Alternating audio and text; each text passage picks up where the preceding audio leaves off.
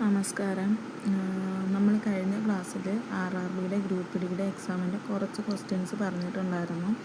പറഞ്ഞ് അവസാനം നിർത്തിയത് ഇന്ത്യയിൽ റെയിൽവേ ബോർഡിൻ്റെ ആദ്യ രൂപം നിലവിൽ വന്നത് എന്നായിരുന്നു എന്നാണ്. അത് 1901 അതുവരെയാണ് പറഞ്ഞു നിർത്തിയത്. ബാക്കി ക്വസ്റ്റ്യൻസാണ് ഇനി പറയാൻ പോണത്. നവീകരിച്ച റെയിൽവേ ബോർഡ് സ്ഥാപിതമായത് 1905 റെയിൽവേ ബോർഡിൻ്റെ പ്രഥമ CEO വിനോദ് കുമാർ യാദവ്. നിലവിലെ റെയിൽവേ ബോർഡിൻ്റെ ചെയർമാൻ, അതായത് ഇപ്പോഴത്തെ ചെയർമാൻ സതീഷ് കുമാറാണ്. ഇന്ത്യ റെയിൽവേ ദേശസാൽക്കരിച്ചത് 1951. റെയിൽവേ ലൈൻ ദൈർഘ്യം കൂടുതലുള്ള സംസ്ഥാനം ഉത്തർപ്രദേശാണ്. ഇന്ത്യ റെയിൽവേ ലൈൻ ഇല്ലാത്ത സംസ്ഥാനം സിക്കിമാണ്. ഇന്ത്യയിൽ അവസാനമായി റെയിൽവേ ലൈൻ നിലവിൽ വന്ന സംസ്ഥാനം മേഘാലയയാണ്. ഇന്ത്യ റെയിൽവേയുടെ കുടിവെള്ള പദ്ധതി എന്നറിയപ്പെടുന്നത് റെയിൽ നീർ. ഇന്ത്യയിൽ നിലവിൽ 18 റെയിൽവേ സോണുകളാണുള്ളത്. ഒന്നുകൂടി പറയാം. നവീകരിച്ച റെയിൽവേ ബോർഡ് സ്ഥാപിതമായത് 1905. റെയിൽവേ ബോർഡിൻ്റെ പ്രഥമ CEO എന്നറിയപ്പെടുന്ന Vinod Kumar Yadav. India railway board chairman Satish കുമാറാണ്. ഇന്ത്യൻ റെയിൽവേ ദേശസാൽക്കരിച്ചത് 1951. റെയിൽവേ ലൈൻ ദൈർഘ്യം കൂടുതലുള്ള സംസ്ഥാനം ഉത്തർപ്രദേശും റെയിൽവേ ലൈൻ ഇല്ലാത്ത സംസ്ഥാനം സിക്കിമാണ്. ഇന്ത്യയിൽ അവസാനമായി റെയിൽവേ ലൈൻ നിലവിൽ വന്ന സംസ്ഥാനം മേഘാലയയാണ്. ഇന്ത്യയിൽ റെയിൽവേയുടെ കുടിവെള്ള പദ്ധതി എന്നറിയപ്പെടുന്ന റെയിൽ നീറാണ്. നിലവിൽ 18 റെയിൽവേ സോണുകളാണ് ഇന്ത്യയിലുള്ളത്. ഇനി അടുത്ത കുറച്ച് ക്വസ്റ്റ്യൻസ്. 18ാമത്തെ റെയിൽവേ സോൺ ആണ് ഏത്? 18 റെയിൽവേ സോൺ ഉണ്ടെന്ന് പറഞ്ഞു. 18ാമത്തെ റെയിൽവേ സോൺ ഏതാണ്? സൗത്ത് കോസ്റ്റ് റെയിൽവേ ആണ്. അത് എവിടെയാണ്? വിശാഖപട്ടണത്താണ്. 2019 വന്നത്. അടുത്തത്, കൊൽക്കത്ത മെട്രോയെ റെയിൽവേ സോണായി പ്രഖ്യാപിച്ചത് 2010. ഇന്ത്യയിലെ ഏറ്റവും കൂടുതൽ റൂട്ട് ദൈർഘ്യമുള്ള റെയിൽവേ സോൺ എന്നറിയപ്പെടുന്നത് നോർത്തേൺ സോണാണ്. അപ്പോൾ ഏറ്റവും കൂടുതൽ റൂട്ട് ദൈർഘ്യമുള്ള എവിടെയാണ്? നോർത്തേൺ സോണിലാണ്. 100% വൈദ്യുതീകരണം നടത്തിയ ഇന്ത്യയിലെ ആദ്യ റെയിൽവേ സോൺ എന്നറിയപ്പെടുന്നത് വെസ്റ്റ് സെൻട്രൽ റെയിൽവേ സോൺ. 100% വൈദ്യുതീകരണം നടത്തിയ ഇന്ത്യയിലെ ആദ്യ railway zone west central railway സോണാണ്.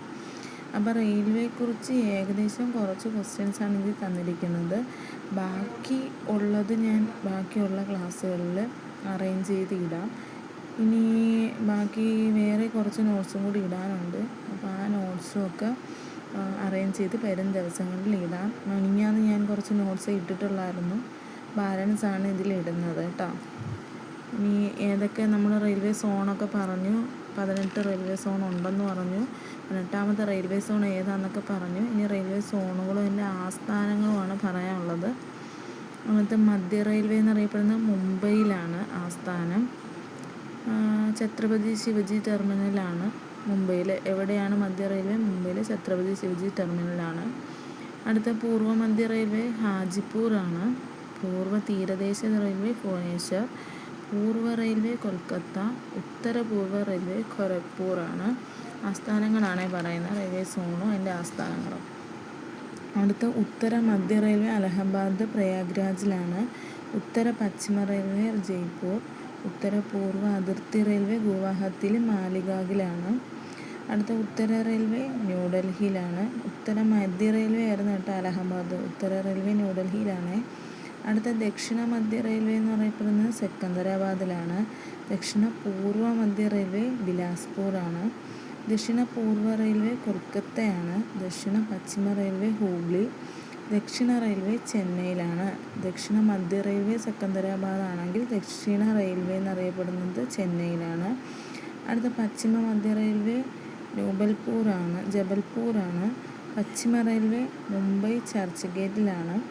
Metro railway കൊൽക്കത്തയും ദക്ഷിണ തീരദേശ റെയിൽവേ വിശാഖപട്ടണവുമാണ്. ഈ ഉത്തരം ദക്ഷിണം പശ്ചിമം എല്ലാം കൂടി തിരിഞ്ഞു പോവും. അതൊന്നുകൂടി നല്ല രീതിക്ക് എഴുതി ഒന്ന് വൃത്തിയായിട്ട് പഠിച്ചാൽ ചിലപ്പം മനസ്സിലാവും. ഞാൻ ഒന്നുകൂടി വായിക്കാം. ഉത്തര മധ്യ റെയിൽവേ അലഹബാദിലെ പ്രയാഗ്രാജിലും ഉത്തര പശ്ചിമ റെയിൽവേ ജയ്പൂരും ഉത്തര പൂർവ്വ അതിർത്തി റെയിൽവേ ഗുവാഹത്തിയിലെ മാലിഗാഗിലാണ്. ഉത്തര റെയിൽവേ ന്യൂഡൽഹി. ദക്ഷിണ മധ്യ റെയിൽവേ സെക്കന്ദരാബാദ്. ദക്ഷിണ പൂർവ്വ മധ്യ റെയിൽവേ ബിലാസ്പൂർ. ദക്ഷിണ പൂർവ്വ റെയിൽവേ കൊൽക്കത്ത. ദക്ഷിണ പശ്ചിമ റെയിൽവേ ഹൂഗ്ലി. ദക്ഷിണ റെയിൽവേ ചെന്നൈ. പശ്ചിമ മധ്യ റെയിൽവേ ജബൽപൂർ. പശ്ചിമ റെയിൽവേ മുംബൈയിലെ ചർച്ച് ഗേറ്റാണ്. അടുത്ത മെട്രോ റെയിൽവേ കൊൽക്കത്തയാണ്. ദക്ഷിണ തീരദേശ റെയിൽവേ വിശാഖപട്ടണം. കുറച്ചൊക്കെ മനസ്സിലായി കാണുമെന്ന് തോന്നുന്നു. എനിക്കറിയത്തില്ല, നിങ്ങൾ കമൻ്റ് ഇട്ടാലേ എനിക്ക് അറിയാൻ പറ്റത്തുള്ളൂ മനസ്സിലായിട്ടുണ്ടോ അല്ലെങ്കിൽ എനിക്ക് എന്തെങ്കിലും തെറ്റുണ്ടോ എന്നൊക്കെ ഉള്ളത്. അറിയണമെങ്കിൽ നിങ്ങൾ കമൻറ്റും കൂടി ഇടണം കേട്ടോ. അടുത്തത് കൊച്ചി വാട്ടർ മെട്രോയുടെ ഭാഗ്യചിഹ്നം ജംഗു ആണ്. ജംഗു. കൊച്ചി മെട്രോയുടെ പദ്ധതി നാമം എന്നറിയപ്പെടുന്ന കോമറ്റാണ്. കൊച്ചി മെട്രോ റെയിൽവേ ലിമിറ്റഡ് രൂപീകരിച്ച 2011 മെട്രോമാൻ ഓഫ് ഇന്ത്യ എന്നറിയപ്പെടുന്നത് ഇ ശ്രീധരനാണ്. അതൊരുവിധം എല്ലാവർക്കും അറിയാമായിരിക്കും മെട്രോമാൻ എന്നറിയപ്പെടുന്നത്. അടുത്ത ട്രെയിനുകൾ തമ്മിൽ കൂട്ടിമുട്ടിയുണ്ടാകുന്ന അപകടങ്ങൾ ഒഴിവാക്കാനായി റെയിൽവേ ഒരുക്കിയ സംവിധാനമാണ് കവച് എന്നറിയപ്പെടുന്നത്. ഇന്ത്യയിൽ ആദ്യമായി ഡോർമിറ്ററി അക്കോമഡേഷൻ സംവിധാനം നിലവിൽ വന്ന മെട്രോ കൊച്ചി മെട്രോയാണ്. ഇന്ത്യയിൽ ആദ്യമായി ഡോർമിറ്ററി അക്കോമഡേഷൻ സംവിധാനം നിലവിൽ വന്ന മെട്രോ കൊച്ചി മെട്രോയിലാണ്. ഏകദേശം റെയിൽവേയുടെ ആ ഒരു പോർഷനെ പറ്റി മാക്സിമം പോയിൻറ്റ്സ് ഉൾപ്പെടുത്തിയിട്ടുണ്ട്. ബാക്കിയുള്ള പോയിൻറ്റ്സൊക്കെ നമുക്ക് വരും ക്ലാസ്സുകളിൽ ബാക്കി പോർഷൻ എടുക്കുമ്പോൾ ബാക്കി പോയിൻറ്റ്സ് ഇടുന്നതിൻ്റെ കൂട്ടത്തിൽ ഇതും കൂടി ഇട്ട് പോകാം. അപ്പോൾ ഇനിയും നിങ്ങൾക്ക് നോട്ട്സ് വേണമെന്നുണ്ടെങ്കിൽ ഇനിയും ഈ ക്ലാസ് ഇഷ്ടപ്പെട്ട് ഇനിയും ഇതിൻ്റെ നോട്ട്സും അല്ലെങ്കിൽ RRBയുടെ ഗ്രൂപ്പ് ഡിയുടെ സിലബസ് അനുസരിച്ചിട്ടുള്ള ബാക്കിയുള്ള നോട്ട്സുകളൊക്കെ വേണമെന്നുണ്ടെങ്കിൽ നിങ്ങളൊന്ന് സബ്സ്ക്രൈബ് ചെയ്യുക. അതുപോലെ ലൈക്കും ഷെയറും കൂടി ചെയ്യുക. അപ്പോൾ ഓരോ ദിവസവും ഇടുന്ന നോട്ട്സ് എല്ലാം നിങ്ങൾക്ക് കറക്റ്റായിട്ട് കിട്ടുന്നതായിരിക്കും. അപ്പോൾ എന്തെങ്കിലും തെറ്റുണ്ടെങ്കിലോ അല്ലെങ്കിൽ എന്തെങ്കിലും അഡീഷണലായിട്ടൊക്കെ പോയിൻറ്റ്സ് ഉണ്ടെങ്കിലോ എല്ലാം കമൻറ്റ് ബോക്സിൽ കമൻറ്റ് ചെയ്യാൻ മറക്കരുത് കേട്ടോ.